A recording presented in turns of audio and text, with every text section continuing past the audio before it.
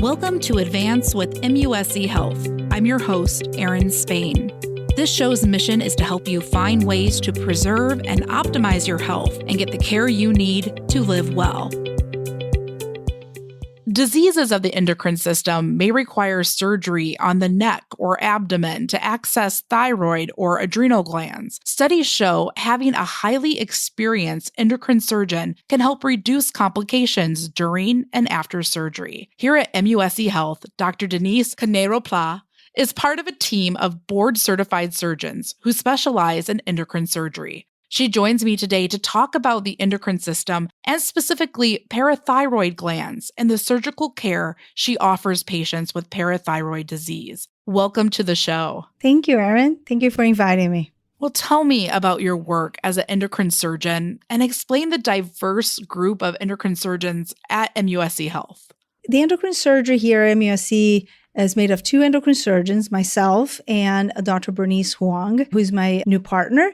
And we together take care of thyroid and parathyroid disease as well as adrenal diseases. And we have a group of multidisciplinary management of these patients where we have endocrinology, cytopathology, pathology, and radiology that we all work together in delivering care for patients with endocrine surgical diseases. And you specifically have specialized in parathyroid disease and parathyroid surgery. First of all, just tell me about parathyroid glands. Where are they located in the body? And then just tell me a little bit about parathyroid disease and how it's diagnosed. So I have been dedicated in research of parathyroid disease for many years since the beginning of my career. When I was in Brazil, I decided to come to this country to do some research in parathyroid disease. There's a very special place in my heart for parathyroids. So the parathyroids are these little glands that are located behind the thyroid on the neck. So it's right anterior to the windpipe. And these little glands are responsible for your calcium metabolism. It can cause a lot of symptoms when they are abnormal, but also can cause osteoporosis and kidney stones. So patients with parathyroid disease often have also findings in blood work,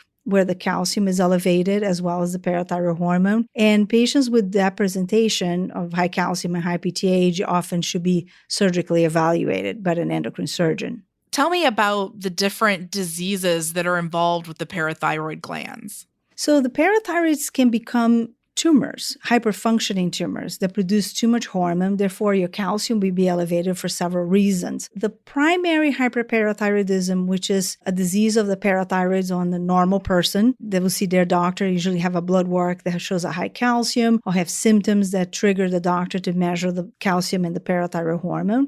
The parathyroid disease can also come from a familial disease, which is a different syndrome. There's a multiple endocrine neoplasia, 1 and 2, or isolated familial hyperparathyroidism, which is a little bit of a different disease. Lithium-induced hyperparathyroidism is a different kind of disease of the parathyroids that is also treated differently, as well as patients with renal failure. Patients that are on dialysis have parathyroid disease that is treated in a different way. So all these different conditions can cause hyperparathyroidism. And although we operate in this single group of glands, they have different sources and different etiologies, and they're treated differently. So when patients end up seeing you and they're with you in an exam room, what have they gone through at this point, and what are they looking for when they come to see you for a surgery consultation? So most patients that end up coming to see us in endocrine surgery, they already had some blood work done with their doctors where the calcium was elevated, and usually have a parathyroid hormone also measured called PTH. And if those two numbers are elevated, they end up seeing me. So when the patient comes to see us, we evaluate any symptoms they may have, any findings on bone density, if they have any indications for surgery, which could be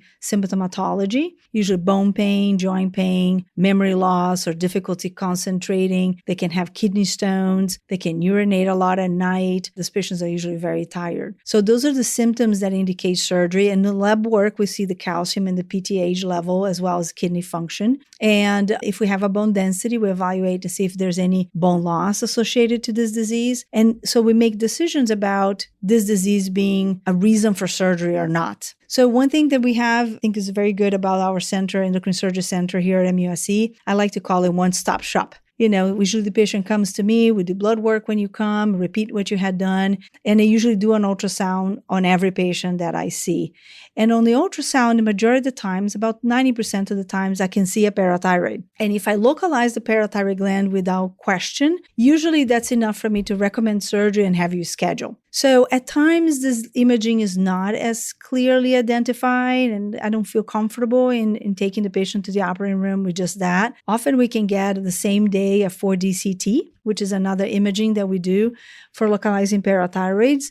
And occasionally we need to do another imaging, which is a cystamoeba scan, is a nuclear study that helps us to find parathyroids. The reason we go to all this lengths to try to localize parathyroids is because the best localization I have, the easier the procedure is, the less dissection I do. And my goal is to always try to treat patients with minimally invasive parathyroidectomy, the minimum amount of dissection, to preserve these glands that when they're normal, they are also helping to build your bones. So we need to preserve the parathyroids that are normal and only remove the bad ones. The majority of the times, the abnormal glands are only one, maybe two in about 15% of the cases. So this can often be done with a very minimally invasive approach. Are there ever patients who want to take a wait and see approach when they find out that, yes, there is a growth on one of the glands and you do recommend surgery? How does that typically work? Or are most patients ready for surgery right away? So some patients do not want to, go through with surgery. And if you don't have any, I call it hard indication, your bones are not presenting with osteoporosis, you're not having a high urinary calcium that could cause you kidney stones, and your calcium is not greater than 11.2 or 1 milligram per deciliter above normal range, or your kidney function is not decreased because this makes the kidney function worse, you could wait, until you observe, but it tends not to get better. And eventually you need an operation. So we'll discuss the risks and benefits of surgery. And if the procedure will be straightforward, and a lot of that comes from imaging, I tend to recommend reconsidering and maybe undergoing surgery. So what steps do patients need to take before surgery? So first, we do all this evaluation we just discussed, and we do the imaging. We discuss extensively the risks and benefits of the surgery. And this is the usual preoperative evaluation. We make sure their hearts are okay for general anesthesia. The patients have a couple of medications they cannot take before surgery. If somebody had a previous neck surgery, usually on the ultrasound, I'll look at their vocal cords, which need to be functioning appropriately before the procedure. And I can do usually that in clinic as well. Occasionally, we need to ask a provider colleague that can look at the vocal cords with the scope, but the majority of the times it's pretty straightforward from the time we see each other until the morning of the surgery. So after surgery, how long until patients start to feel better and some of these symptoms start to dissipate? Actually, the results of the surgery are usually noticed pretty quickly. The majority of the patients that have this fogginess that they cannot concentrate, sometimes they tell me it's like a fog was lifted in the recovery room. And the bone pain also go away immediately. Some patients don't do so well with general anesthesia, so it takes a little longer for them to feel better. But fatigue and lack of energy resolves a lot in many, many patients right in the first week after surgery. What about after surgery then? Are there certain medications or supplements that patients have to take, or do they have ongoing interaction with you? So we do see each other about a week after the surgery, and I usually put my patients on calcium. And it depends what kind of surgery you do. That's why it's so important to prepare you appropriately. So here at MUSC, the way I do the surgery, and so is my partner, we try to do this as a minimally invasive surgery, as I mentioned, and we measure your parathyroid hormone during the surgery. Truly intraoperative. A lot of places, they measure the PTH, but they look at later, not at the time you're in the OR. So while you're in the operating room, we put an arterial line, which is a little artery that we get on your wrist, and we draw blood during the surgery to measure your parathyroid hormone. The half-life of the PTH is very short, which is about 5 minutes. So after we took the parathyroid gland that is abnormal, you expect the hormone to drop pretty quickly after. In about 10 minutes, we make a decision if that is the only gland that is the cause of your high calcium, or if we need to go further. So if your surgery is quite minimally invasive and you are one of the 85% of the patients that have only one gland, usually that's pretty straightforward. Calcium, I ask you to keep you taking for a little while, but it's not a long term. The more aggressive we are, the more glands we remove. Sometimes that requires longer calcium supplementation. It depends how your parathyroid function is after the surgery. Sometimes I will put you on calcium in high dose for quite some time to prevent this from coming back. Why is it important that patients seek out experienced surgeons like you and MUSC Health, which has really the gold standard of care for parathyroid surgery? So parathyroid procedures are very well linked to the experience of the surgeon, the outcomes of those procedures. If you don't do this parathyroids very often, there's plenty data published about this. If you don't do this procedure very often, the chance of you having a failed surgery or having a complication like nerve injury that can change your voice is definitely a lot higher. That's even more significant for thyroid surgery. But parathyroid surgery requires like a combination of skills to try to do these procedures with the least amount of risk and complications. And that's what experienced surgeons like endocrine surgeons have to be able to provide. So it does not matter where you live in the country, you should always look for a specialized endocrine surgeon that does a lot of these procedures so you can have a good outcome. The success rate of this procedure in my hands is about 98%. And that's what you should look for, something 98, 99% chance of correcting the calcium within 6 months from that procedure. You are not only a surgeon, you're a physician scientist. You're also studying this disease. Tell me a little bit about your research and what makes you want to learn more about this disease and how to treat it. To me, parathyroid glands are fascinating. These are fascinating tiny little glands. We cannot live without them. And we also need to have them to do the functions that keeps us calcium normal or bone health, in check, and make sure you continue building bones, especially as this group of patients are older women. So this is very important. My passion for parathyroid disease became when I was in Brazil after I was trained surgeon there. I did some research, the intraoperative PTH and the dynamics of the hormone, which I actually learned even further when I came to Miami, work with Dr. Irvin. Dr. George Irvin is the father of the intraoperative PTH.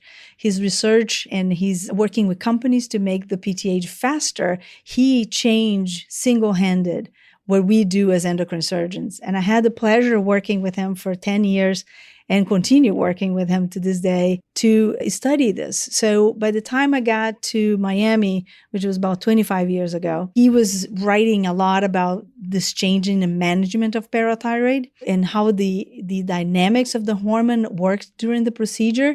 And so I had the single opportunity, amazing opportunity of my life to be part of that development of the practice and management of parathyroid disease.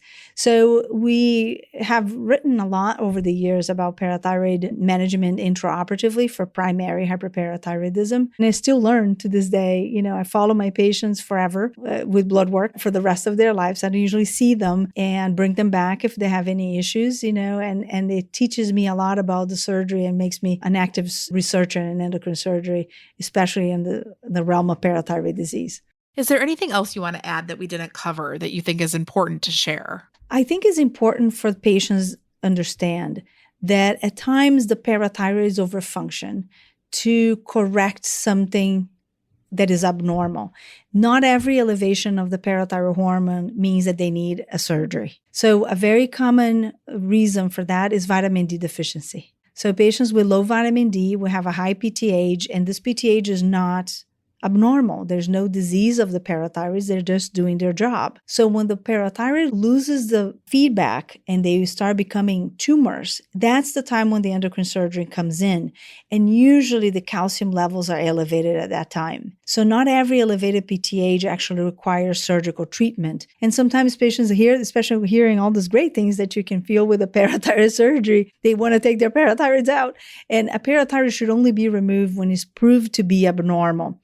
And usually that is associated with high calcium. And there's other conditions that can do that. Kidney dysfunction can do that on its own, and high urinary calcium that can be caused by urinary calcium leak. So all those things need to be worked up and treated first before you go to a procedure. I think this is something that is often misunderstood, and we discuss these things extensively when I see the patients in clinic. What do you do to optimize your health and live well? You got to find time for self-care. And although I could be a lot better at it, I think the self-care and get out and go in the green area and walk, go hike or go to the beach, Me and my family, we like to go hunt for shark teeth fossils. And we love to do that. And that's I would say, my self-care moment. And that's what we do for fun.